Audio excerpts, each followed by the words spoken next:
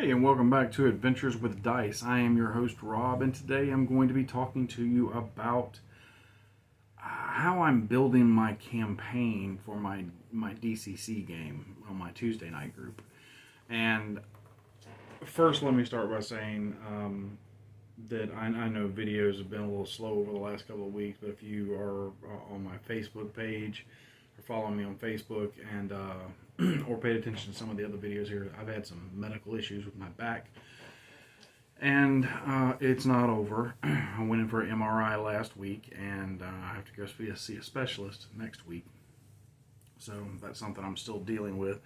And on top of that, we have family from out of town spending a couple of weeks with us, which kind of cramps the style a little bit when it comes to being able to shoot videos, because the house is really loud and it's like only odd times of the night that I could shoot videos.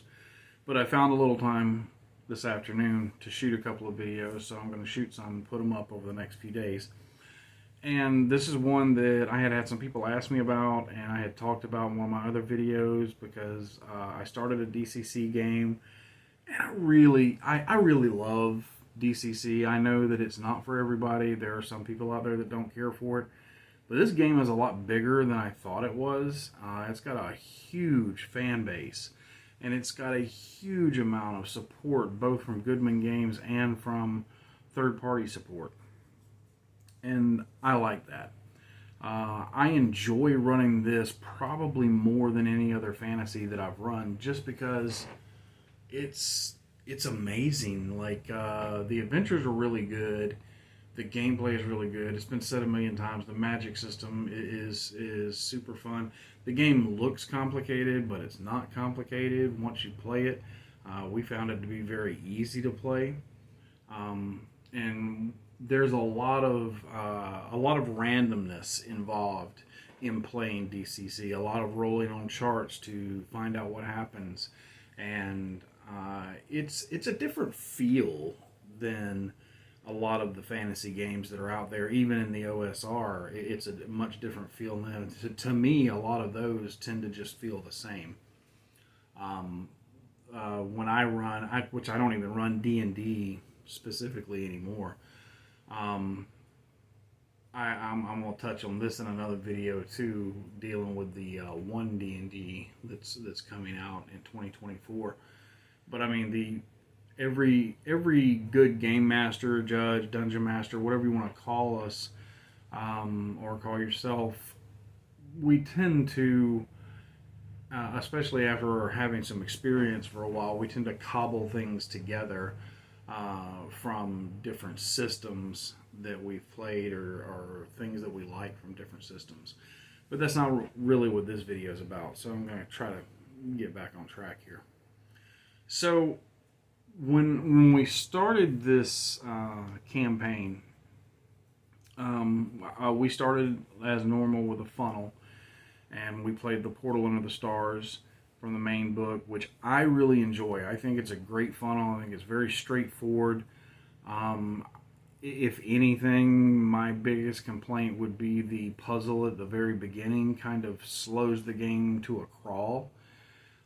So you might want to do some things to speed that up and let people get right into the action. But we went from that into Sailors on the Starless Sea, which this is a tried and true classic. This is a rite of passage. If you play DCC, you must play Sailors on the Starless Sea, and I 100% agree with everybody who says that, because this is a fantastic module, and it's got everything. It's got combat, it's got exploration, it's got puzzles, it's got, surprises. It's got it just has everything. It's just a really well put together module, and we had a ton of fun with this. It is designed initially for being run as a funnel, and I've seen several videos on how deadly that can be. Now, my group they had 2 characters apiece, but they were first level characters by the time we got to Sailors on the Starless Sea.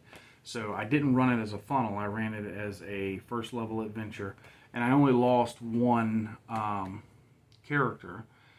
Several of them were very close to death, and took a lot of damage. But the fact that I ran it as a first level adventure instead of a funnel gave them a little better than average chance to survive to the end. And they did that. And the one thing that kind of struck me was one of the players during the game had made a comment to one of the other players about why he was surprised that that player enjoyed this, because it just seemed like these games were going to be dungeon crawl after dungeon crawl, and he didn't think that that player liked dungeon crawls. To which he responded, yeah, but this isn't like, 15-foot room by 15-foot room. He's like, this is every dungeon you go into is very exciting. And he's right about that. The dungeons are very exciting. The dungeon maps are amazing. These are my favorite dungeon maps. The way they're done with all the artwork in them. Let's see if I can... I like the way the maps are. They have artwork all over the page. But the descriptions for the rooms are always really good and well thought out, and I like that because I hate dungeons that are tons of rooms that make no sense or rhyme or reason for why they're there. But from what I've seen in the Dungeon Crawl Classic line, most of the rooms and dungeons have a purpose or had a purpose at one time. So I like that, but more importantly, I that kind of struck home with me when I heard that conversation at the table. I was like, well, on one hand, I'm glad that he likes the dungeons, but on the other hand, I don't want this to turn into every week is just another dungeon, because that doesn't feel like much of a campaign to me. That feels like it's just kind of loosely connected Monster of the Week type stuff.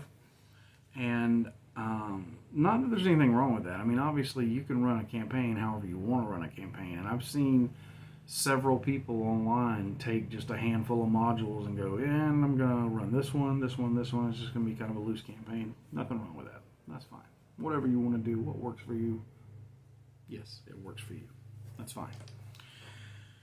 But I wanted to add a little more depth into my campaign to make it feel more like a fleshed out role-playing game.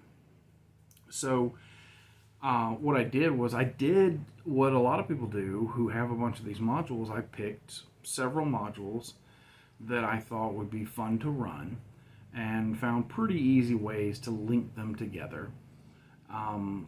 And then I also have some ideas for some kind of side quest things that I want to do and put in there. And I can kind of drop that in between here and there. But I wanted them to have a feeling of a home for their characters.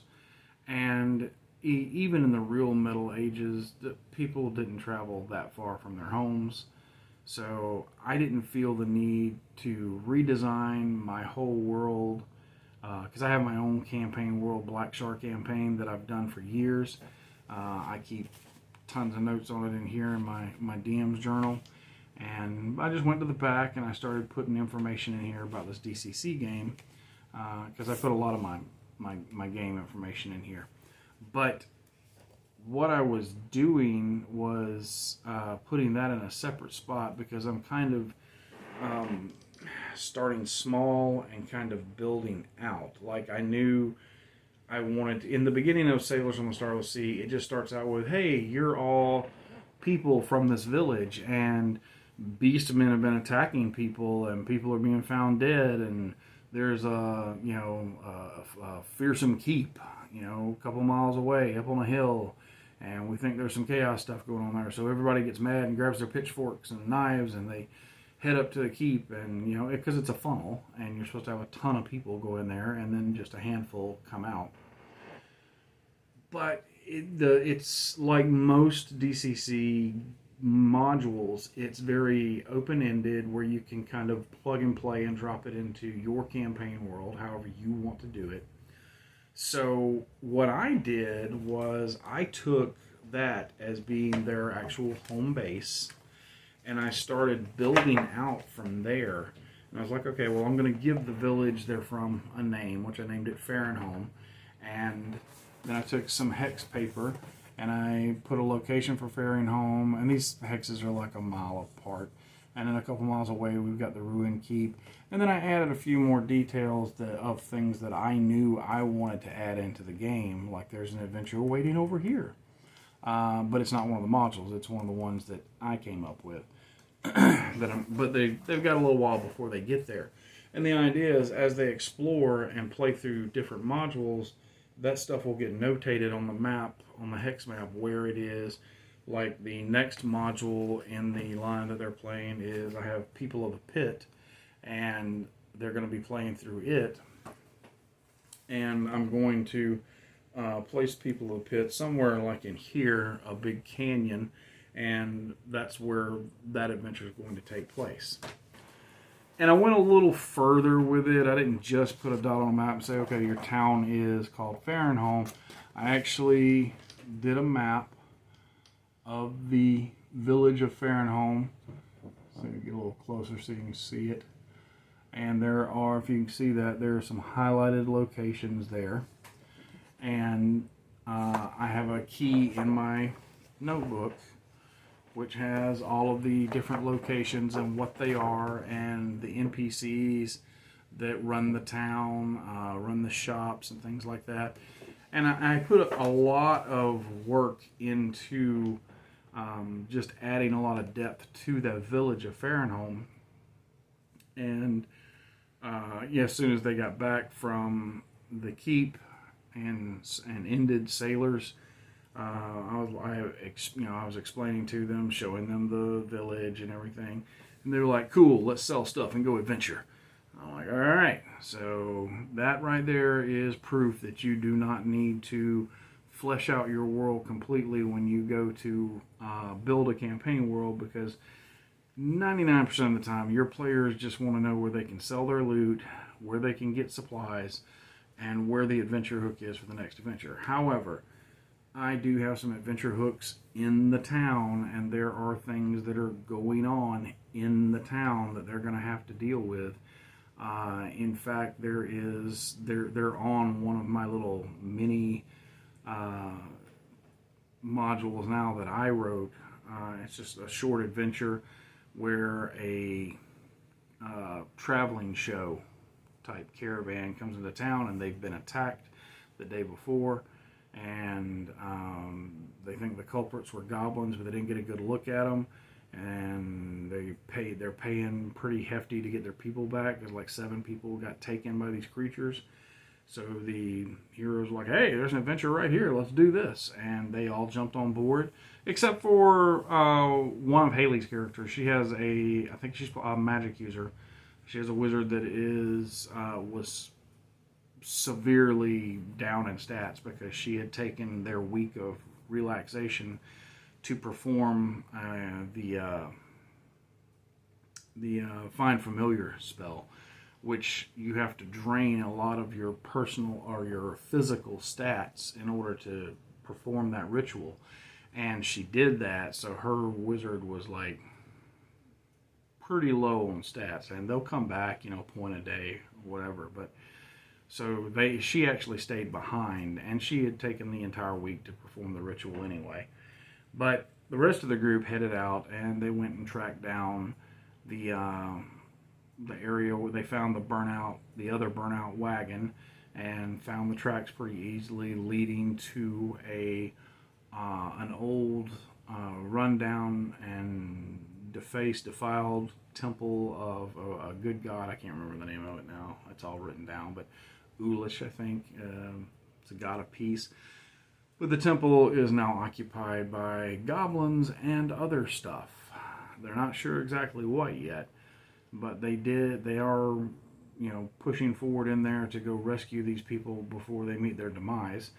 And they'll, rescue them and come back to town. And then I got a couple of other surprises to try to get them more involved with the town, because you want them to care about the NPCs so that they will grab on to these adventure hooks as you give them to them. And then at some point they'll leave and head out towards the mountains, and that's when I'm going to use the People of the Pit, which, if you have not read People of the Pit, this is a phenomenal adventure. It is a really, really good adventure. I think it's a level 1 adventure, and I think this might be of the ones I've read. I've read about 15 of their modules so far, but this might be my favorite module next to Sailors. I know a lot of people like to go with Hole in the Sky, and Hole in the Sky is not bad, but it's a little more trippy than I want to do in my games. But People of the Pit, yeah, this is fantastic, deadly fun. It can be an excruciatingly deadly adventure, or they could get lucky and find a way to bypass a whole lot of the combat and go straight for the gusto. So we'll see what happens. You know, maybe some of that works out. Maybe it doesn't. Well, maybe we get some more dead character. I'm gonna have to. I think I need to go ahead and buy me that dead character stamp from Goodman Games, because I've got one in the folder now from last adventure, and I need to start stamping those out. So that's really how I'm doing it. For the people who were asking about me and how I was building the campaign, I didn't really put a lot of thought into the world and the kingdoms and all these political structures and things like that. I'm kind of focusing everything on Fahrenholm. And this is one thing, I don't really cobble a lot into DCC because I kind of consider it its own game. But I do take the concept that they used in 4th edition D&D of the Points of Light campaign system, which is basically you have, instead of sprawling kingdoms everywhere, you have villages and cities and hamlets and things that are points of light for civilized races, but in between all of them is dangerous wilderness, right? And all these monsters and ruins and things are out there to be explored and to deal with. And that's kind of the concept that I really like that. If I want to go with political intrigue between nations and stuff like that, I have my Black Shar campaign, which I usually run. I run it with basic fantasy now, or a mesh of basic fantasy and some stuff from other systems. But that one I have, there are political leaders in different areas, and one nation has already invaded another nation, and we got elven refugees fleeing here, there, and everywhere. But in DCC, I decided to start small. If you've watched any of Dungeon Minister's videos, which are fantastic, and if you have not subbed to him and watched his videos, you should go check him out. But he has a Beck-Me game that he plays with his kids, and he has they started out in a town called Honeywood, and he's doing the same type thing. This isn't a new concept. I mean, tons of us have done this over the years. I've done it before. You start out with one small area, and then you build out from there. Because to be honest, there's nothing wrong with the concept of, well, I love world building, so I'm going to sit and do maps of nations and countries and continents, and I'm going to fill them with these kingdoms and all this backstory and stuff. And if you like doing that, that's fine. I like doing that. But you don't have to do that for a D&D game or a DCC game or anything like that. Most of your players aren't going to care. You're going to write a ton of stuff that they're never going to encounter. They're usually, unless they're moving through portals or whatever, they're not going to get more than a few hundred miles away from their starting point anyway, and that's being gracious. Unless you decide, hey, here's a sailing ship, go to another continent. Most people just didn't do that. So you can take just one region and start them out in a village and have them adventure in that region. And yeah, they might ask, well, what's the name of this region or this country that we're in? Or is it a kingdom? Who is the king? Okay, well, but to be honest, 9 times out of 10, I've been doing this for 35 years now, I think. And most of the time, players want to know what's north of here, what's west, what's east, what's south. Are there rumors of ruins, or oh, there are goblins? Where do they generally live? Oh, there's lizard men. Where do they generally live? They want to know that kind of stuff. They don't, most of the time, they don't care about your political intrigue between nations and things like that. So you're wasting a lot of precious time writing all that out. I say wasting. If you are pressed for time to prepare adventures, then you're wasting time. If you're doing it for your own relaxation because you enjoy world building, then you're not wasting time. Knock yourself out, have fun with it. It's your game. Do what you want to do. You know. But that's just to answer the question of how I'm doing it. I did not build out an entire world. I built one small area, and I'm basically, they'll probably never leave that hex map. Everything I do will probably be on that one hex paper, and I'll just fill things in as they go to different places and do stuff. But ultimately, they're always going to come back to Fahrenholm, come back to their hometown, provided they don't all die. If they all die, then maybe they'll play characters from somewhere else. But that's how I do it. If you have any suggestions or advice for people on how to get their campaign built out in a game of DCC, feel free to put them in the comments below. As always, like, share, subscribe, and all that YouTube jazz. It helps the algorithm and helps get the videos out there. We've picked up a lot of new subs lately. I'd like to welcome everybody to the channel. Thank you for joining us. I have several other DCC videos coming. In fact, you're going to see a lot of DCC, period. However, there are some other videos that don't really have anything to do with DCC, but they're just other types of gaming. So, if you're new to this channel, it is going to be kind of a mix. But fantasy-wise, you're going to see a lot of DCC. I may do a video talking about my Friday night game, which I don't run DCC. I run a basic fantasy that's kind of cobbled together with stuff from other rule sets like White Box and 5th edition, so on and so forth. But basically it's a basic fantasy slash Ravenloft game, and my kids have just entered Ravenloft for their first time because they've never played there, and they're pretty excited and having a good time with it. So I don't know, there's a lot of videos that I need to get to, and right now, because of some medical stuff and some house guests, it's making it hard to get them all out. So I will get them out as fast as I can, and I hope everybody out there is doing well, staying safe, and until next time, my friends, good gaming and good luck.